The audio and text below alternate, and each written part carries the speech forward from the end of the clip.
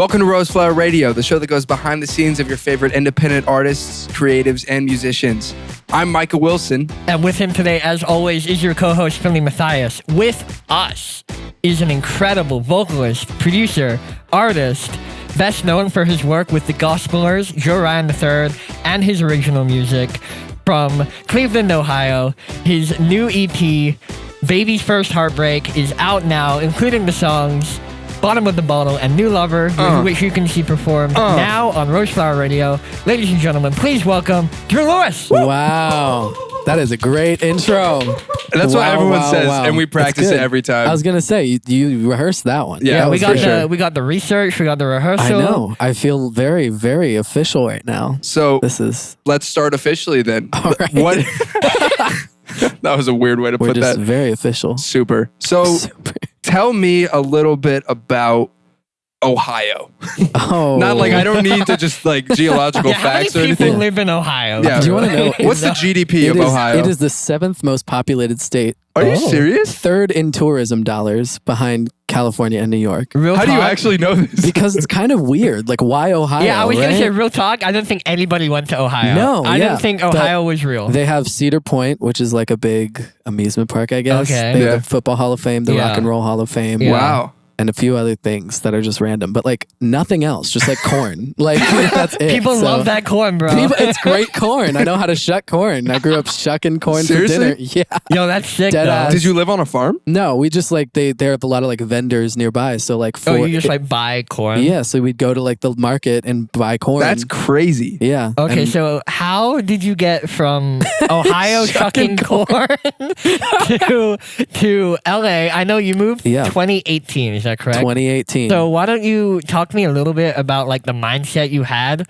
You know, I can only imagine Ohio shucking corn to LA where I haven't seen raw corn in LA. Oh yeah, does not exist here. So what was the mindset moving from that kind of environment to the LA environment? I mean, it's definitely a culture shock. I moved here when I was 18, right after high school. Yeah, and it's crazy, and I love the energy. I love that there's always something to do here. Yeah, and I think that's something that I don't take for granted, and I'm always just like, guys, let's like go to the beach or something, and everyone's like, that's 35 minutes away. Why would we do that? And I'm like, because it's right there. I'm like, I grew up going to Walmart for fun, like shucking corn. Like, let's do something. Disneyland's 40 minutes away. Let's go. Yeah. I feel bad. I've lived here almost 3 years. Haven't been to Disneyland. Yeah. Come on. It's a lot of money, though. I will say that. That is my one thing. Everyone's like, oh, Finlay, you should go to Disneyland. I'm like, it's $150 a day. It's a lot. Yeah. Plus Fast Pass. Plus, I know. Like everyone needs the fast. $15 if you're going for a bottle of water. Like, yeah, Dasani, they charge out the ass for Dasani up there. Oof. And they got salt in that. And low-key, Dasani, like the worst. Is that controversial? Say? Yes. Oh, no, it is not controversial to say Dasani. Well, I was about to say Dasani is the worst. It's the worst water bottle. I love Coke over Pepsi, though. So, like, no shade to the Coca-Cola products. Just Dasani doesn't do it for me. Smart Water, I think that's a Coke product. I think so, yeah. I think so. I saw that. I don't know why I know a lot about the Coca-Cola the line. This man knows all about Ohio Coca-Cola. You can shuck corn and recite facts about the Coca-Cola company. Yeah, and that's about it. Those I think the podcast is over now. All right, I don't have much more to offer you. Thank you guys. I appreciate it. So, LA in 2018. Yes. And would you say now, almost call it 4 years later. Yeah. It might not be exactly, but call it 4 years later. Would you say that you have comfortably settled in to kind of or maybe not comfortably, but settled in to kind of a full-time producer, songwriter, artist kind of role? Is that a fair assumption of where you are right now? As of like the last 3 months, yeah. Which is like crazy because I'm just about to graduate in the next few days from college. So now it's like it kind of kicked my butt into gear where I was like, I need to get my stuff together or else I'm gonna get a day job, and I don't want to do that, you know. Yeah, that's kind of the fear of everybody graduating college it's right now. Scary, and I think, you know, like I'm not making great money right now, but it's like, you know, enough to like kind of like keep the fire under me where it's like I want to keep doing this. It's like enough to prove to yourself that it is possible. You know? And it's like I just like want to, you know, keep that because I have had day jobs and I've like liked my day jobs and I don't like want to get stuck in a day job that I like because I did work at Disneyland actually. Are you serious? Wait. Yeah, the what? first 2 years I lived here, I worked at Disneyland. What'd you do? Retail.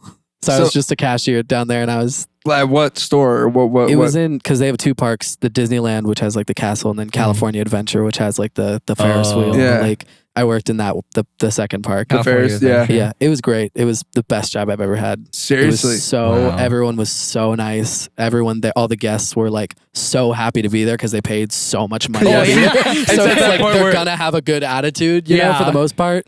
The parents will make sure of it. The children will enjoy themselves. It's not exactly. It's not the happiest place on earth because it's like it's just because it's like I spent so much money. I have to have a smile on my face. It's a self-fulfilling prophecy there. But I loved that job, and it was like really hard. It was like during the pandemic when I realized because they had opened the downtown area, the shopping area, and they were like, "You want to come back and work there?" And I was like, "Yeah." And then I did, and I was like, "This is just like a mall. Like it's not like in the park." Not the same. Not to be like classist, but like it was like I just like anyone could go. It's just a mall, right? So it's not the same experience. And I'm like driving an hour to work at this mall. I'm like, this is like not worth it anymore.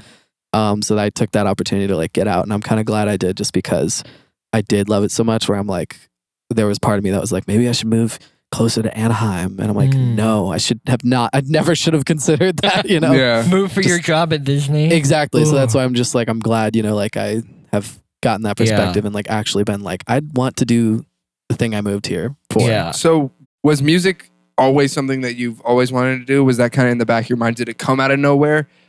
What was that for you? It has always been something I wanted to do, and everyone in my family is like in the arts. Really? Except my parents. They did like theater growing up, and like they met in a community theater. Okay, cool. But like my sister's a dancer. Both my older brothers are full-time music teachers. That's crazy. And they're married to creatives, graphic designers, and, you know, so it's like, oh, cool. That was always, and I'm the youngest, so it was always on like the radar. It was like, oh, like I can do whatever I want. Like, my parents are like, you might as well. They set the precedent, and now like, you're just you're the youngest child. There's no rules. You're just chilling. I know. So I had got the best end of the deal. I'm sure my older brothers had a bit of a harder time with that.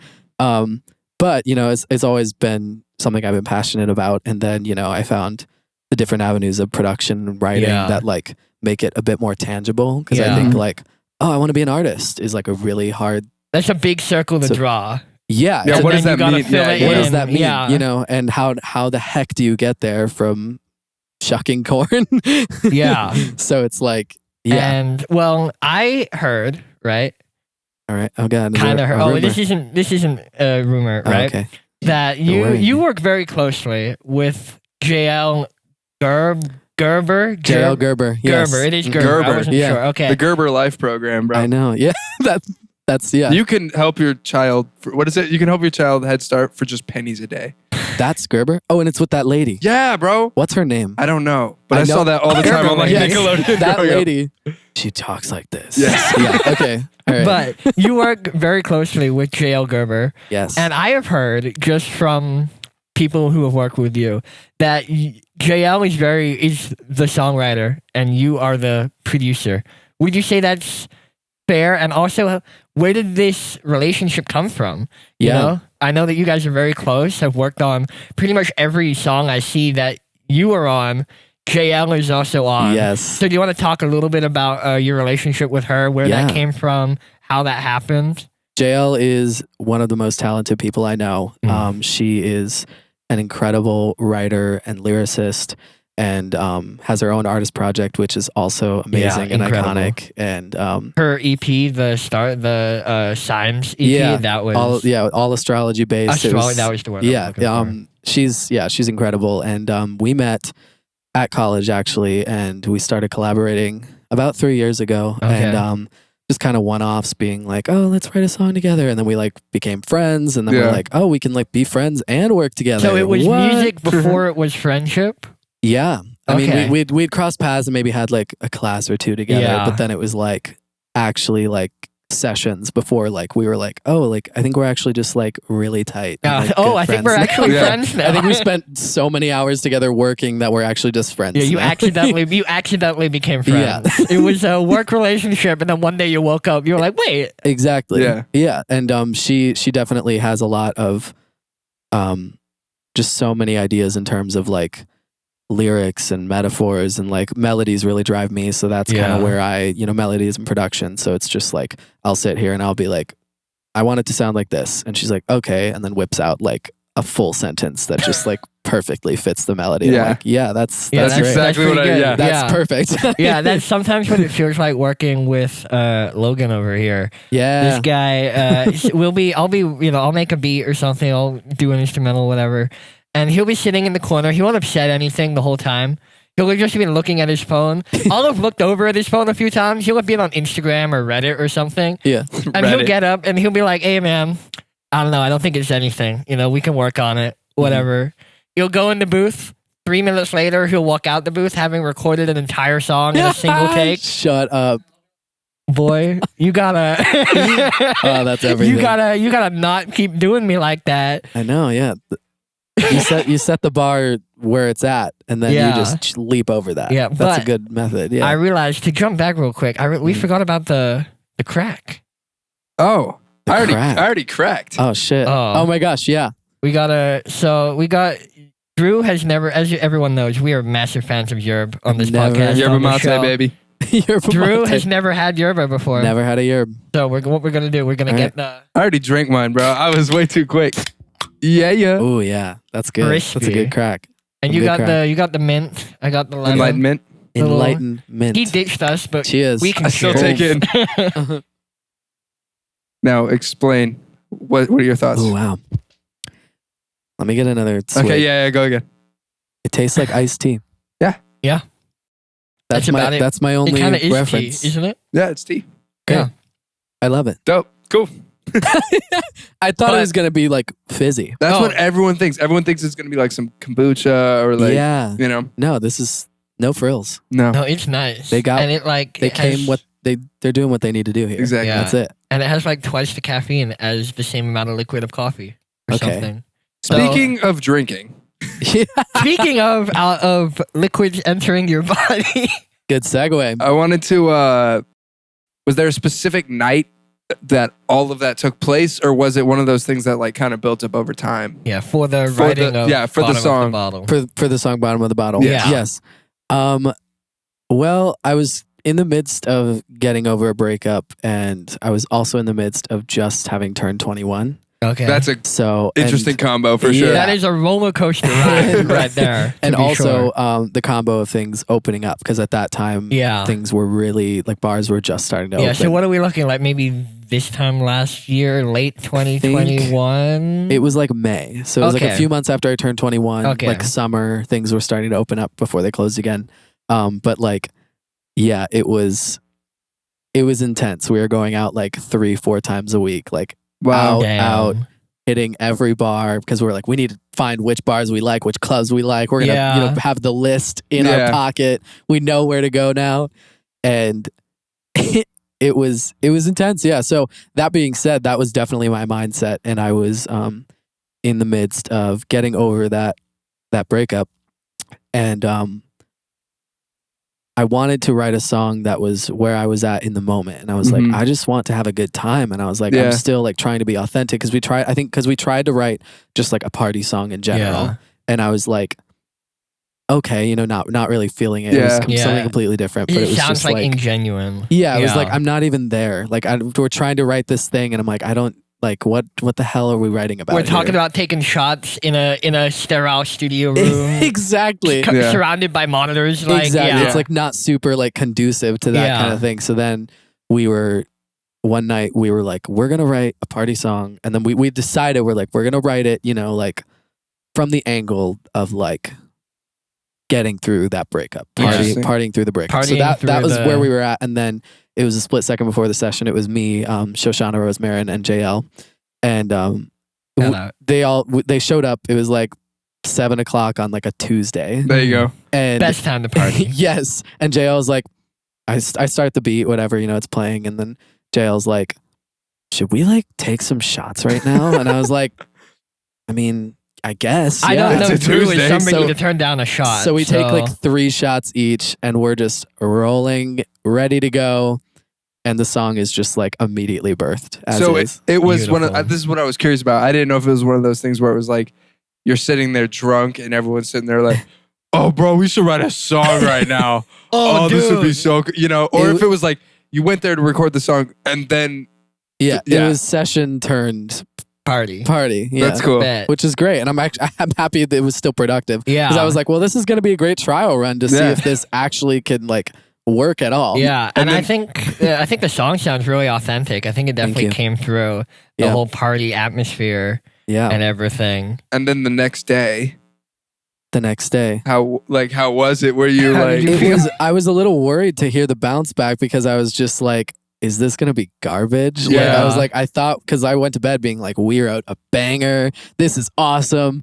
But like, I'll even do that sober and then I'll wake up the next day and I'll be like, maybe it's just like you're in the moment. Yeah. So I was like, I feel like it's going to be garbage. So I wait to get in my car and then I'm playing it on the way to get like coffee and I'm like, nah, this is good. Yeah. I was like, I don't know how that happened, but like we got there. I've had a few where I've like been intoxicated the night before. I'm like, yo, this is the greatest thing anybody has making it out, baby. This is our platinum record right here. And then I wake up the next morning, hit play, just into the dumpster. Never coming back. To trash. Pure trash. Delete trash. We don't need that. Yeah. I wanted to talk about your marketing for this song. My marketing. Because I didn't know it was marketing. I just recently followed you on Instagram. I had this on the notes.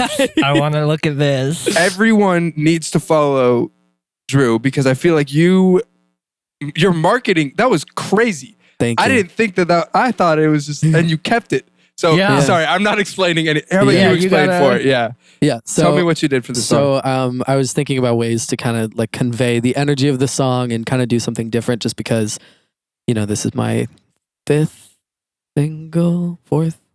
I'm asking like you guys. It's actually your sixth. You know what? We know the discography real by talk, heart. Though, So. I might have it in my notes. Let me have a look.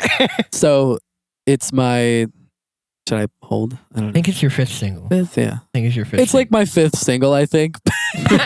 So I was like thinking about ways to kind of like spice it up, and I obviously don't have budget. Like I don't have a label. Like, I'm just like doing my own thing. So I'm like, what can I do here? I'm like, I'm gonna do TikToks and whatever, and I've been gigging more, so like investing more into that energy. But it's like, how do we get those monthly listeners back where I want them to be?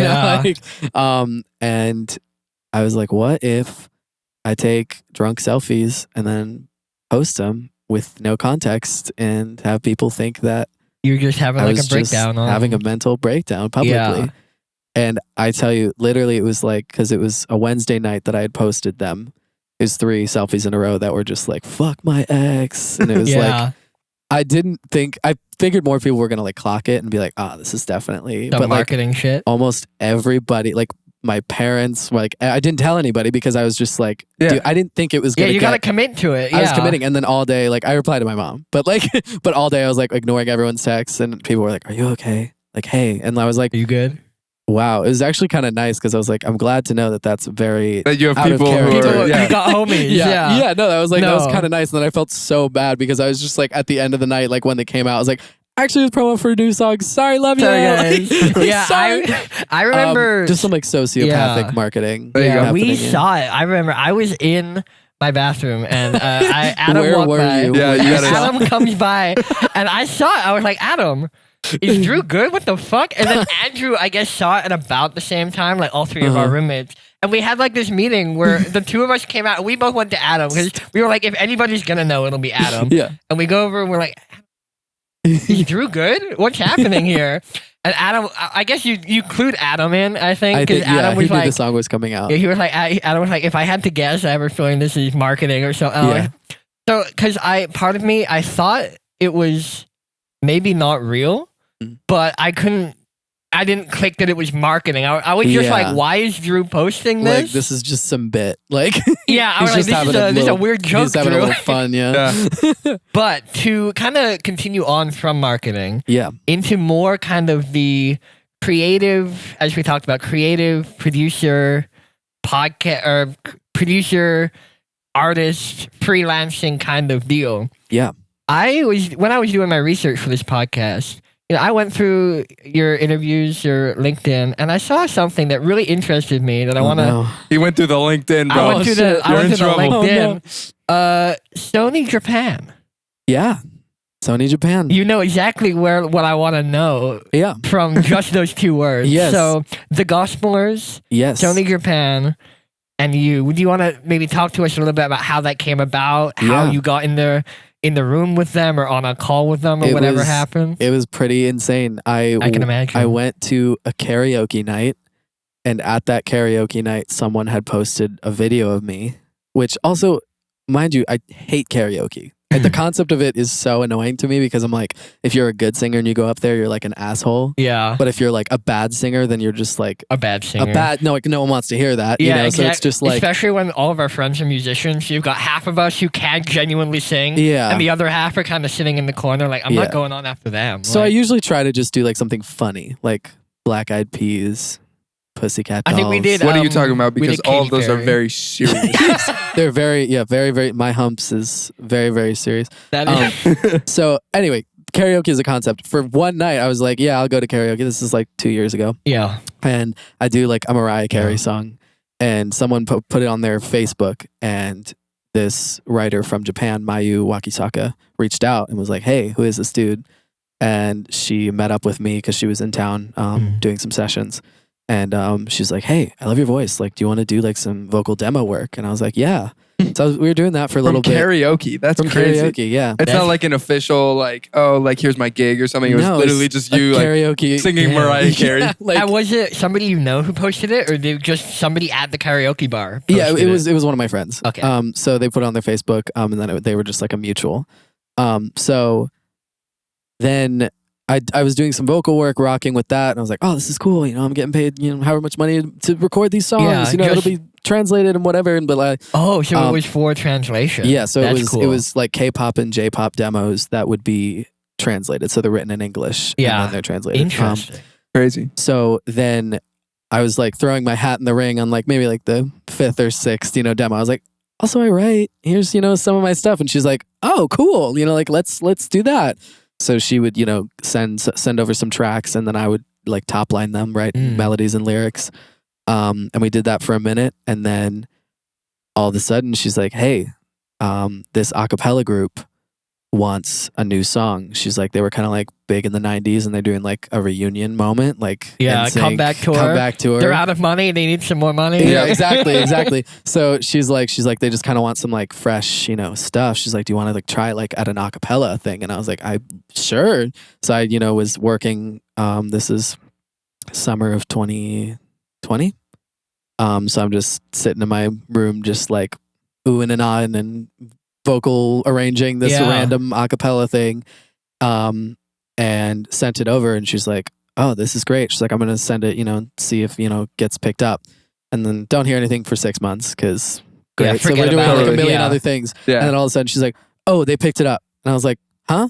She's like, yeah, the a cappella one, they picked it up, and she's like, it's coming out January 1st, and I was like, and when was this? Seriously? This was end of 2020, beginning of 2021. Oh, so you got maybe 2 or 3 weeks notice. Yeah. Oh. It was like, December. I was like in Cleveland, like I was with family. You were like back Christmas. home for Christmas. Yeah. They were like, less than a month, by the way. This is happening. And I was like, holy shit. Wow. So that. Crazy. Yeah. And then, all of a sudden I'm hearing different versions, and the English is translated. They're redoing my vocal arrangement, and it's just like, it's crazy. It's very surreal.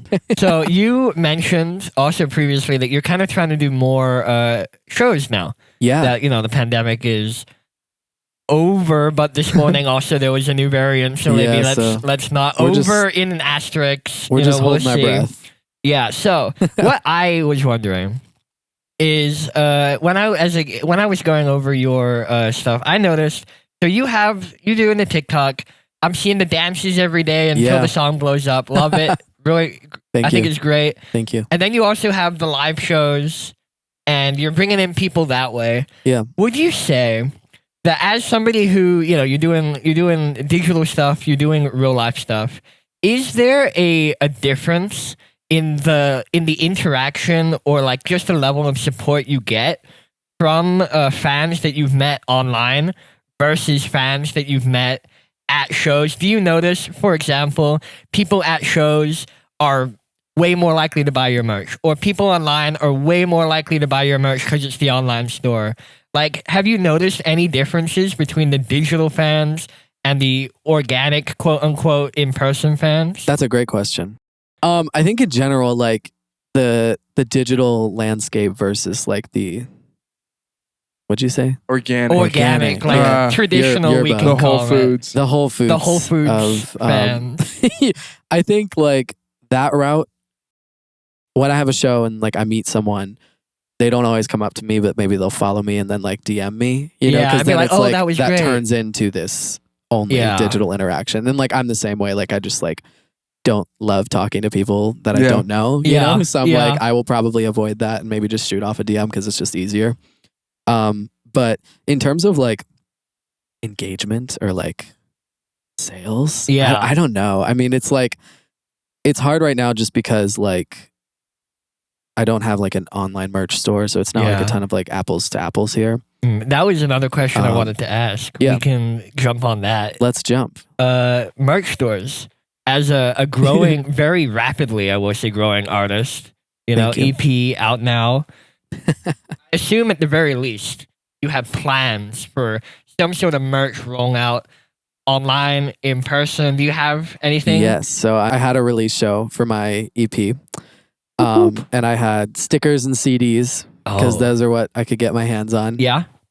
T-shirts I'm still working on. But the problem is I want to get merch, but I don't want to have like a ton of merch that's tied to a single project. Yeah. Because then it's like, what if in 3 weeks a song start that I do on TikTok, you know, blows up and then I'm like in a position where I need to just shove that out. Yeah. And then that's the one people care about. It's like I'm stuck with this like merch that like no one. Yeah. Like if they don't care about that EP, they want the new song. So then it's just like interesting. It's an interesting like gamble because I'm like, I want to make like any money. You know, like I'm putting in a lot of like work. So it's just like I'd like to like make and like break even on this time and that's a hard ask. That's the reality of independent musicians. And these days breaking even is a big ask for a lot of people in today's music industry. And I'm in a place where I'm like, I produce my own stuff and I have like my own home studio. Like I'm not paying for studio time. I'm not paying producer fees, you know, but like I can't even imagine like and any other artist who's not wanting to wear every freaking hat in the universe. Not to, like, gas myself up. That's annoying. I mean, but, like, I can't imagine having to pay every time that we go to track somebody. If I had to pay every time I went to track somebody, I'd be bankrupt weeks ago. Months ago. Because, like, you know, you don't have the luxury of like just taking your time. Yeah, like we are on, that just puts the pressure on. Going into that too, is that something that it's like, do you think that like with today's standards and like the attention span of the average fan or just the average viewer in general is just so short? Yeah. Do you think in your mind, like, because I always struggle with this, like creating and whatever, it's like, should I be putting in this much time and effort into a song when inevitably it's just quantity over quality? Or like, where do you stand in that? I have a very hard relationship with that. Yeah, I get it. And I think I didn't want to put out an EP for a long time for that reason, because it's just like, I know everyone's going to listen to the single and no one's going to care about the other tracks. Yeah. And that's just, you know, the gamble you take, right? Yeah. And, you know, that is what it is. And that even on a big scale, you know, like even, you know, any artist ever, their single is usually double, triple, 10 times what the listens are on the rest of the album. So on any scale. Yeah, I believe Post Malone's first album, it went 10 times platinum, and 8 times of that were Stoney. Oh my God. Or White Iverson. Yeah. The one. Yeah. Like 8 million of the 10 million were the single, something like that. It's crazy. It was ridiculous. So that's, you know, that's the game you're always playing. And that's like, I guess the only benefit of having a project is you get to tour it. You get to have merch for it. You know, and like that's the idea of the album cycle. But it's like when you don't have, you know, when people aren't going to watch for the whole album cycle. Yeah, it's like you need to have that dedicated fan base who's going to want you to come on tour, who's going to want to buy your merch, you know, because then that makes that worth it. But then it's like, I don't want to sit here just cranking out singles forever, because that's just monotonous. I feel like that's monotonous for me. It's monotonous for the listeners too, because it's like, okay, another single, great. You know, it's like there's some people where it's just like fatigued, where it's like I don't care to listen to another single because it's just like it feels like the same, especially if it's not rapidly different, which is like also exhausting. It's another 3 minutes of X artist. Yeah. Hope this tides me over for the next 8 months. Exactly. You know? It's like, God. Like there comes a point where you do need to give them something more. Yeah. Even if maybe your business side isn't quite there yet. Yeah. There is sometimes, in this day and age. Just so that's kind of where I was like mentally with the whole like I'd put out 4 or 5, however many singles, we'll never know. Yeah. Before that, and then I, was kind of on just like a break, and that was right after my breakup. So I was just kind of like sitting there being like, what do I do? And then hence me compiling all 4 of these songs. And I feel like because I'd kind of taken some time off to really just like recalibrate, it was a good excuse to be like, okay, well, I've still been writing, like I just haven't had the energy to like sit there and make TikToks and sit there and, it's like do the artist thing. And it's like, cause that's just dude, so exhausting. Nobody told me how much effort it is to make TikToks until I started making TikToks. Yeah. Like they look like they're just so off the cuff, just like, I just did this. I'll just record a TikTok. It takes so long. Sometimes it takes me longer to caption our TikTok videos than it does for us to set all of this up, film it, like write the song, film the song, and then go out. And then it'll take us maybe 45 minutes to get everything ready, write the song, record the song, and then an hour for me to for the captions. Yeah. And what's funny is like, maybe someone's gonna skip over in like 3 seconds. Yeah.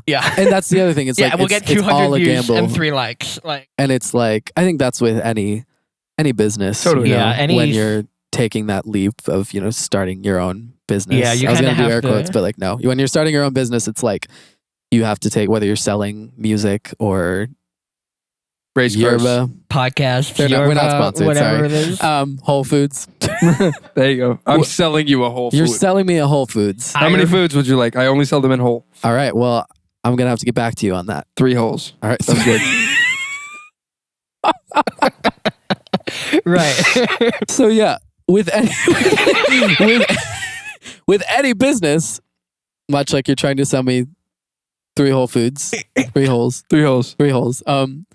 It's a gamble. It's like you don't know if people are gonna like it, if people are gonna want it, and like a lot of businesses fail, and that's scary too. Yeah, 50% of businesses fail in the first year. So like I think keeping on treating it as that, and like this angle isn't working, we pivot. It's like it's not necessarily like until you find something that does work. Right, and even artists like big giant pop stars, Ariana, Beyonce, whoever. They are constantly needing to reinvent. Yeah, and you see artists like it's crazy, putting out the same thing over and over, and it might be solid out. It could be like 4 solid albums in a row, but if it's not like this brand new, shiny like angle for them, people are bored. They're bored. That's what I think is super interesting about pop, and as a genre, especially because it's just the main genre, you know, and it's super interesting how it always has to be like elevating and renovating itself constantly. Yeah. And at the same time, it's like, if you aren't, then it just seems like it's just a cash grab. Yeah. Or you're just trying, it's like, hey guys, here's the exact same album that you've heard 4 times in a row. Yeah. And I think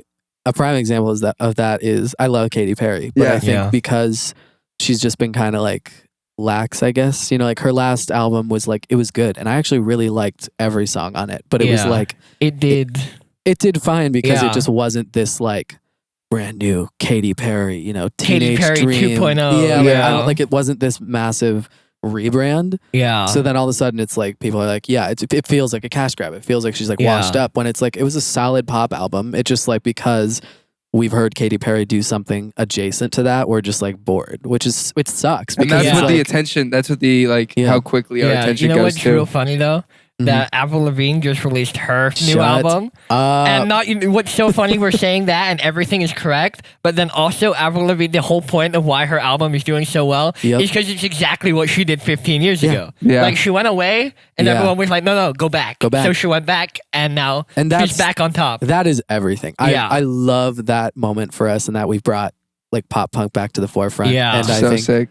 I tap into that a little bit on the last track of the EP, Closure. and not really like pop punk, but just like there's guitars in the song. A little bit heavier. Yeah. So, like, but if there's a guitar in the song, it's not even pop. It's a totally different genre. It is a totally new, never been heard before. He's breaking barriers here. Breaking barriers here. That's what we're doing. But no, when like Avril Lavigne like returning, that return to form is kind of like something people like to see. Like when Lady Gaga didn't do a pop album for like 6 years or something. Like that. You know, she did like everything else, and like they were all great. But when she came back and did her last pop album, like a lot of, you know, the fans that were wanting it were like, yes. Whereas if she just put that out like a year after her next pop album, it would have like flopped. Yeah, would not have done. Yeah, it could have been the exact same album, but people would have been like bored because they're not excited by it. I keep cutting you off. No, don't worry about it. What the fuck? You're just trying to sell me 3 holes over here. Really eager salesman. Jesus. Well, I think it's also the same thing too with like Taylor Swift. Like when she did the Red album again, all of a sudden that's a huge thing because you can fight me on this. Red is Taylor's best album. I will. I'm not gonna fight you. I think know. It's a great album. I love Taylor Swift. I don't know enough about the other albums to give you. Yeah, I haven't listened to all of Reputation. Okay, we don't have to talk about Taylor Swift. We could go in, but that's a whole other thing. That is a great example of an artist who reinvents herself, though. And when it comes to a new independent pop artist or a new, like, you're kind of on the forefront of making a name for yourself, you know? Yeah. When it comes to you, I don't feel like you have to reinvent yourself because you are inventing yourself now, if that makes sense. Yeah. And if it comes to a point where all of a sudden you have the ability to reinvent yourself, do you think you're going to do something where you just keep evolving, or would you maybe go back to your roots necessarily in the future? I am definitely excited for reinvention. I think I'm loving where I'm at and I'm loving creating, and I love that I don't have pressure, you know, from anyone to be like, you need to give us more. Where's the new, come on, you know, something new. Give me the new EP. And I'm just like, it's nice to kind of be in this place where I'm like, I just get to create and I'm kind of soaking that in. And like, because, you know, in best case scenario, like a few years, that won't be how it is, you know? So it's like, I'm trying to be in the moment. Like, I'm gonna look back and be like, damn, like, I wish I didn't have 500 people telling me what to make, you know? Because like now I'm here and I can just do whatever I want. Yeah. That'd be kind of a fire song. What? Hey. I'm just saying, right. I don't know. You can take it. I'm not gonna, but it's already at the copyright office. We already said that's where Naomi went. She went before we even had the idea. Yeah, just knew we would have a good one, so we wanted to get her on the way. I'm texting her right now. But I don't know. I feel like that'd be a really cool thing that I think a lot of like growing artists could relate to, whether it's a song or whether it's just the idea of it. Just kind of being like, I'm glad. It's funny that with music and art and creativity, right now we're so stressed in like the ins and outs, but we don't even think about it the way that Justin Bieber thinks about it, where he has 15 people hitting him up every day and being like, hey, you have to do this, this, this, and this, and this is how you're supposed to look. This is the song you're supposed to write, you know? And I can imagine it's like, you know, you not only have, because it's not just about the music, it's about the artist, it's about the image, you know, which is like just as important, if not more important than the music, the celebrity, you know? So like all of that being intertwined, and like you see that coming to fruition in like really awesome ways, like when Ariana like bounced back from the horrible tragedy there, you know, when she did her like event like a week after, you know, like Lord knows she did not want to be on that stage. Like she was sobbing, you know, like she didn't freaking want to be there, but it's like if she didn't like wrap up that narrative, as horrible as it sounds, like people would label her as that, as you know, the Manchester, as the girl, the artist who had her, the tragedy, and that would be it. You know, she might have not had success after that had they not really pushed forward. And I can't even imagine like being in that position. And it's horrible to think of it like that. But you know, they have to look at a tragedy like that and be like, all right, how can we keep her career going? Yeah, which is like the last thing you should be thinking about. But it's like, that's what they did, because clearly no one thinks about Manchester when you think about her. You know, no, it's not. She's not correlated. It's like that exists, and that's, you know, it happened. It happened, and it's horrible, and we know that. But like, it's not. They did a very good job of taint her legacy. Yeah, that's crazy. Yeah. Have you seen the Billie Eilish documentary that came out? Yeah, kind of on that same idea. Though I believe it's about halfway. I think it is actually like the turning point in the documentary, like the 1 hour halfway through big moment where she's at the meet and greet with all the people, and she's like basically about to pass out, but they won't let her leave. And eventually she like books it. She just like is like, fuck this, I'm out. Yeah. Like that whole, I don't know, 15, 20 minute scene shook me. Yeah. Because that was the first time where, I was kind of like, there comes a point where you kind of lose your body. The humanity? The humanity. She wasn't a human in that moment. Yeah. She was a thing that all of these people got to take photos with. A product. Yeah, she was not Billie Eilish, the at the time year-old-ish. Yeah. Year-old girl who just wanted to go home and go to bed and like watch Netflix. She was Billie Eilish. At that time, no Grammy Award winning, but you know, Billie Eilish, the artist who is here for us to take photos with and post on Instagram. And that was crazy. That is something that I think a lot of people in independent side, they don't really think about. That there comes a point where you lose control of even where you are allowed to be at that moment. Yeah. Where they say, no, you're not allowed to leave. Stay in here. That's so interesting. You're not allowed to go to bed. You have to do this. Yeah. Why? Because we say so. Because you're employing hundreds of people around you. Yeah. And if you don't do that, you're not only going to lose out on opportunities and money for you. Yeah, but they're not going to every other person in that room is not going to get that paycheck. If you don't show up there, all of that is on your shoulders. Yeah. And on top of that, the image, the music, and like, it's a hard job. And I feel like people, look at celebrities and celebrities in general, and I think, there's this idea that they don't work. Yeah. And I think, they have 100 people working for them. Yes. And then you got to flip that and be like, well, they have 100 people they need to pay, And then on top of that, it's like, why do they have 100 people working for them? Because they're trying to do 100 jobs at once. You know? And like, I'm not saying like, let's pity celebrities, right? But it's just like looking at it from that angle of like. Totally. And I mean, this is timely, I guess, with like the Kim Kardashian clip coming out. Crazy. Gotta work. It's just super interesting to me. And I think that, like I said, it's also just within the genre of pop, going back to music, not even celebrities. Yeah. It's that even just from a sonic perspective, the sound is so refined and it's so polished and perfect that when we see an ounce of humanity, not that like, I'm not saying that pop music doesn't have humanity. It totally does. But in the character and in the image and the branding of the artist, because you have to have the brand and what you're making and who you are to be connected. Right. The second that you see like, it's cool that we are attracted to the humanity in that. And at the same time, the business is pushed away from the humanity. I just think it's super interesting. Yeah, like the same to use the Billie Eilish example. Like her whole brand up until that point was, the hard, tough, she was past the blonde hair part at that point. She was into the big bagginess, the green, like the very teenage angsty kind of thing. Yeah. And they kind of showed it in the doc for her to then, have a very real human emotional moment. Not only, in the doc, but also in front of all those people when it actually happened. Yeah. I can only imagine Billie Eilish's brand manager was losing their shit during that moment, because that is the opposite of everything they had built her up to be. Yeah. Like this unfeeling, angry, angsty teenager all of a sudden is running away in tears. Yeah. That's not your brand. No. Totally. Well, you think about that, and I think also watching that documentary, not to dwell on it, but like, I think like it seems like she has a really good family and like support system. Yeah. That being said, like she was still breaking down and sobbing. Yeah. It's like it's a hard life, especially for a kid. Like I don't love that, we as a society are like, whoa, it's so cool. A kid can do that. It's like, but like, do we have to like... It's also a child. It's child labor. You're like, it is. Like, and I'm sure they're not following labor laws, because it's like when you're doing something like this, it's not even like on set. Because I feel like child actors, they have a similar struggle where it's like they'll spend however many hours that they can on a set, and then they'll go to another set. School, or they have to go to school. Like they'll do things, and it's like weaseling their way around the precautions where they're still being ridiculously overworked.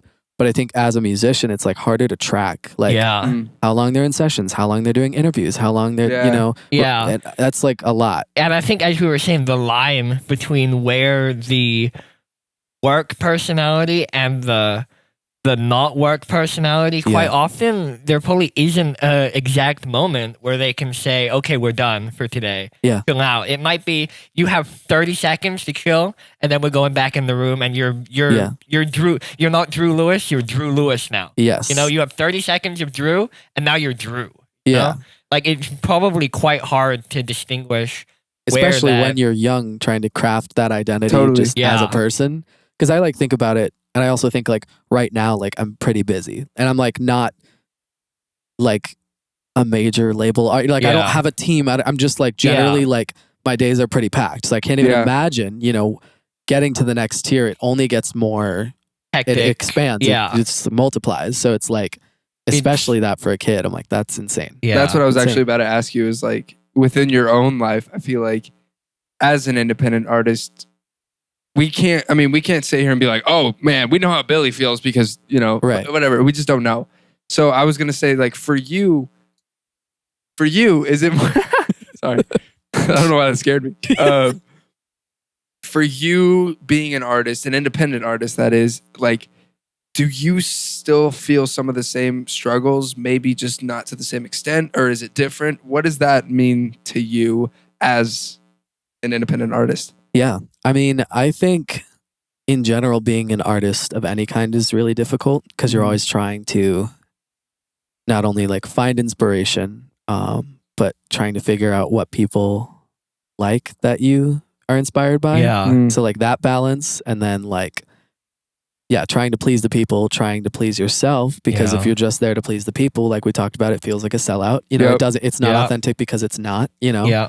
So it's that balance. And I think that, you know, that job is difficult alone. And then you factor in that, as, you know, everyone wants an artist who's also a celebrity, who also we can pick apart and like see what they do, see what they like, you know, and that has to coincide with the music that you're making, which is already like this pretty drama abstract thing, you know, it's taxing. So then you do this whole other part of it that is like equally as important, if not more important. And that's, you know, even more so like fueled by like social media, where it's like people care about you on TikTok, and that number does not always translate to listeners on Spotify. And like I've seen that. I've had, you know, things blow up, and then I'm in the comments being like, guys, go listen to it on Spotify. And like some people do, but it's just like, you know, you have to really beg people to get to actually what you want. To actually go through and to commit to your music. Yeah, maybe if they have to click out of the app, that's like a pain in the butt. And I mean, I've been there too. You know, you see a cool song on TikTok, you're like, oh, cool. It doesn't mean you're gonna go and like actually support them. Yeah, I feel like on TikTok, it's quite easy, to be like, whip, and then you're gone. You forget about it. That was cool. Next, see ya. You know, as opposed to artist profile, link tree, scroll. Spotify wants me to log in even though I have the app on my phone. What is that? What is that? Like we're gonna have like a metaverse in a year, but we can't figure out a link tree properly. Spotify can't figure out whether I have the Spotify app downloaded or not on my phone. That is really annoying. Printers suck. Printers are paper towel dispensers. What's up with that? Can we fix those? Yeah, motion. No, I have to Mark touch Zuckerberg, the thing. fix that. Totally. And then we'll make it all virtual. So sure. Kind of just sorry. No, you're good. Man was really aggravated about that. Printers suck. Why have we not figured out printers? I've never had a good printer. Did you know that printer ink is by milliliter the most valuable liquid that you will ever deal with? As a standard human being, printer ink is more valuable than alcohol, than oil, than human blood. Crap. Because there's so little of it in the. Because there's so little of it in those cartridges, and they're so expensive that by milliliter ends up being more expensive. Wow, oil that's crazy. Than human blood, than anything. Because there's just so little in the cartridge. I'm gonna print everything on my blood now, with my blood. That's what I was thinking too. I had the exact same. We're gonna be cost cutting here. You were talking about getting away from the printer talk, like back to you as an independent artist. If there's an independent artist listening or watching, or if you could look back and watch this video of yourself back when you moved here in 2017, 2018, what would be like things that you would tell yourself or tell upcoming artists or someone that's trying to figure out the connection in between being like wanting to be a celebrity and wanting to do like, as a pop artist, what would you tell yourself I think really understanding that the celebrity, the image goes hand in hand with the music. Because I think for a long time I was just making music and I was like, why aren't people caring about this? You know? And then I realized I was like, oh, because I'm not an artist. You know, like I myself make music and I do this thing, but like that's not interesting. And I was, you know, also looking back to like what I listen to and like who I gravitate towards, and like a good bulk of that has to do with the narrative around who I'm listening about. Totally. Because anyone can make a good song, especially now. You know, everyone has access to tools on their MacBook, whatever. You know, it's like hell, you can make a song on your iPhone. Like, iPhone, iPad. It's like literally. I know an indie artist who has millions of streams and he recorded everything off his phone. Yeah, like dead ass. Like it's like not, the barrier of entry is very low, right? And now that that's the case, it's like cutting through the sound, maybe doing something different sonically, sure. Yeah. But like that image, that narrative, who are people buying, you know? And I think that's equally as important. And that's something that I'm still, you know, learning and struggling with. But I think like, if you're like, I want to be an artist, like you have to realize that all of that comes with that. And that is half, if not more than half the job. Crazy. Well, thank you so much, Drew, for joining us. Yes. If you want to, where can people find you? Where can people listen to the new EP? You can listen to the new EP if you search Drew Lewis on Spotify, Apple Music, Tidal, Louis. I'm at Real Drew Lewis on Instagram, Twitter, TikTok, and that's it. OnlyFans too. OnlyFans, yeah. You hit me up. Actually, it's fake Drew Lewis. Fake Drew Lewis. It's not Well, thank you so much. And Thank you for having me. This is awesome. Micah, where can everyone find you? You can find me on Instagram and Twitter at Micah W Music. That's about it. My name is Finlay Matthias. You can find me at Finlay Did It on Instagram, Twitter, whatever. If you want more episodes of Roseflower Radio, Spotify, Apple Music, wherever you listen to podcasts, the video version on YouTube, Roseflower Live featuring Drew Lewis is out now. All right, thank you so much for joining us. Goodbye. We'll see you next week. Thank you.